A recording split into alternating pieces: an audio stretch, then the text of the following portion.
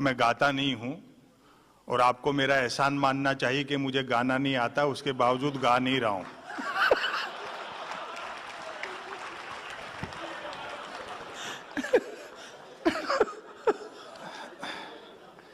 ऐसे दौर में जब कोई किसी की नहीं सुन रहा, आप हम लोगों की सुन रहे हैं। दिया।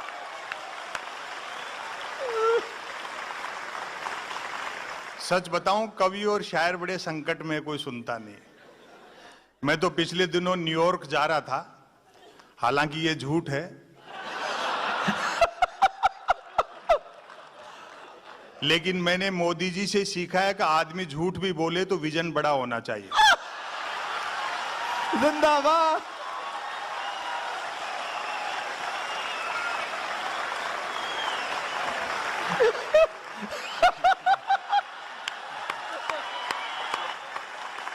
इन्होंने, संपत भाई, इन्होंने भी मोदी जी से सीखा है कि माल किसी का भी हो, किसी को भी टिका देना चाहिए।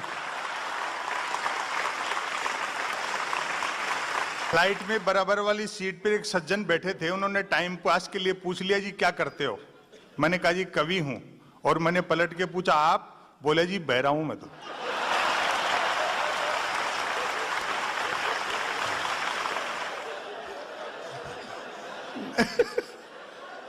कवि शायरों को सुनकर के आपको लग ही गया होगा कि अच्छे दिन चल रहे हैं।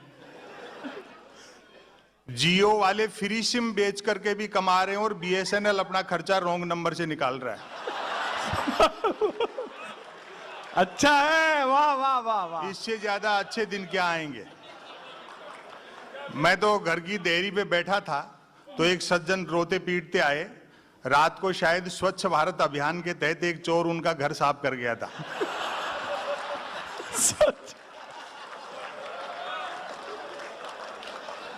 माथा पीटते झल्लाते हुए बोले, संपत सरल जी क्या यही थे वो अच्छे दिन? मैंने कहा कहने वालों ने ये थोड़ी कही थी कि अच्छे दिन सिर्फ साहूकारों के आएंगे। सरकार का एक लक्ष्य सबका साथ सबका विकास भी तो है। हाँ, लेकिन हम भाग्यशाली हैं कि 68 साल में पहली बार हमें एक बहुराष्ट्रीय प्रधानमंत्री मिले।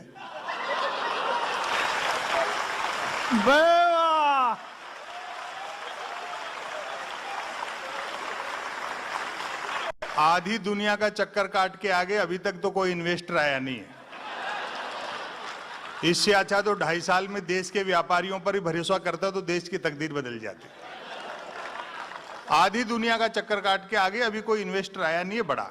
और वो हमारे शरद जोशी जी ने बड़ी अच्छी बात कही, हमें वह व्यक्ति उधार दे जिसका पुनर्जन्म में विश्वास हो।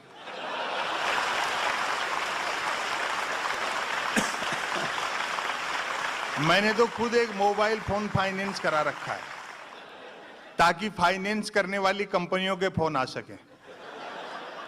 फोन करने वाली अक्सर लड़की होती है, वह बोलती है सर हमारी कंपनी से लोन ले लो, कम इंटरेस्ट आ रहा है। मैं तो कहता हूं भाई तू तो बोलती रहे, बहुत इंटरेस्ट आ रहा है।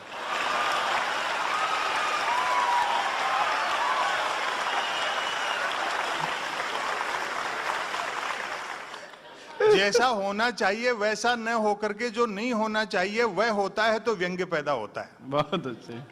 अभी बताया जैसे 1000 और 500 के नोट चलन से बाहर हुए, गैर कानूनी घोषित नहीं हुए हैं। ऐसे समझिए जैसे 2 बुजुर्ग नोटों को मार्गदर्शक मंडल में डाल दिया है।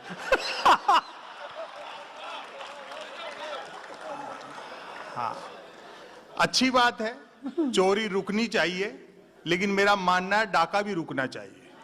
वाह वाह वाह वाह वाह वाह वाह वाह वाह, क्या बात है। एक लाइन में श्री श्री रविशंकर यमुना के उद्धार में लगे थे और विजय माल्या गंगा में आ गया।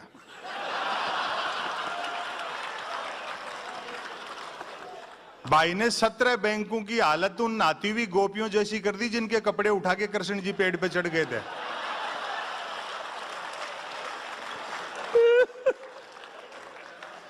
राजनीतिक दलों को मिलने वाला जो चंदा है वो आरटीआई के दायरे में लाओ, तब पता लगेगा कि सीना कितने इंच का है।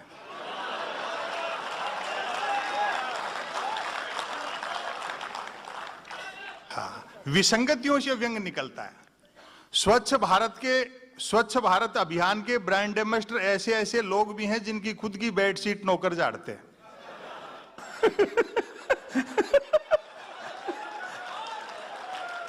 और वो लोगो देखा आपने स्वच्छ भारत अभियान का, गांधी जी का चश्मा, जिसके एक शीशे पर स्वच्छ लिखा है, दूसरे पर भारत, यानी जिधर स्वच्छ दिखता है उधर तो भारत नहीं है। हाय हाय, वाह, जिंदाबाद भाई, वाह भाई वाह, कमाल कर दिया, कमाल और कर जिधर भारत दिखता है वो स्वच्छ नहीं है। क्या दृश्य हद है। तो तब हो गई जब डीडी किसान चैनल लॉन्च किया सरकार ने और उसके ब्रांड एम्बेसडर बनाए गए अमिताभ बच्चन। तो किसी ने सवाल कर लिया कि अमिताभ बच्चन का खेती किसानी से क्या लेना देना। मैंने कहा भैया, सरकार का मानना है कि फसल में दाने भले ही न लगे, पौधे तो लंबे हों।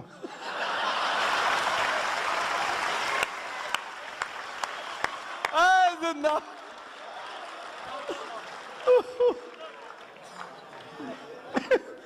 वो पिछले साल जापान के प्रधानमंत्री शिंजो आबे आए थे हिंदुस्तान। तो मोदी जी ने शिंजो आबे के साथ बुलेट ट्रेन पर समझौता किया और अगले दिन शिंजो आबे को बनारस ले जाकर के 3 घंटे तक गंगा आरती दिखाई। 3 घंटे तक गंगा आरती देखने के बाद शिंजो आबे ने कहा, मोदी जी, जब आप लोगों के पास इतनी फुर्सत है तो काहे को बुलेट ट्रेन चला रहे हैं?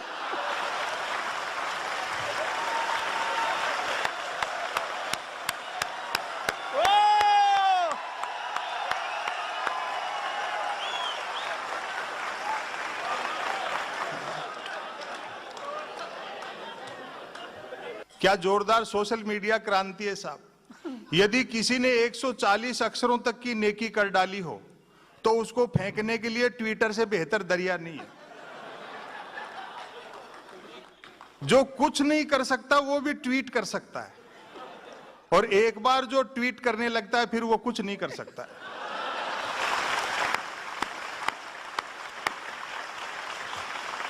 81 साल का बूढ़ा आदमी 18 साल की लड़की बनकर के भरी दोपहरी में फेसबुक वॉल पर गुड नाइट लिख देता है, और हजारों दीवाने रात रात भर जाग जाग करके लाइक और कमेंट करते रहते हैं।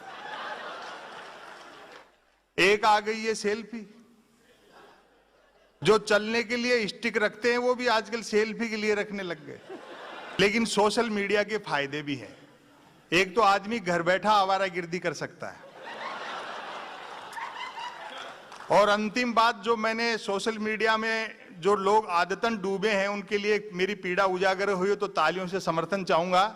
सोशल मीडिया का सबसे बड़ा फायदा यह है बेरोजगारी पूरी तरह खत्म हो गई, क्योंकि हर हाथ को काम मिल चुका है।